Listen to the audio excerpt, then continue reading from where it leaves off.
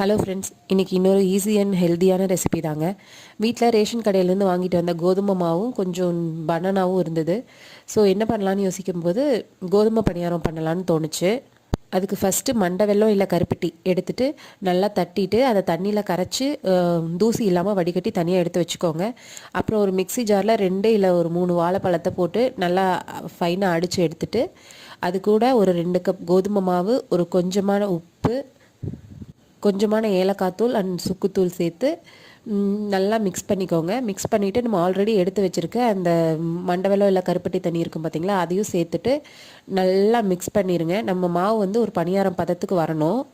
இந்த மாவு ஒரு 4 இல்லை 5 மணி நேரம் ஊற வச்சுட்டு அதுக்கப்புறம் எப்பவும் போல் பணியாரம் ஊற்றி எடுத்தால் சூப்பரான கோதுமை பணியாரம் ரெடி. நீங்கள் இன்ஸ்டண்ட்டாகவும் ஊற்றலாம். இன்ஸ்டண்ட்டாக ஊற்றுறதுனா கொஞ்சமாக பேக்கிங் சோடா போட்டுக்கிட்டிங்கன்னா பொது பொதுன்னு வரும். ட்ரை பண்ணி பார்த்துட்டு எப்படி இருக்குன்னு சொல்லுங்கள். தேங்க்ஸ் ஃபார் வாட்சிங்.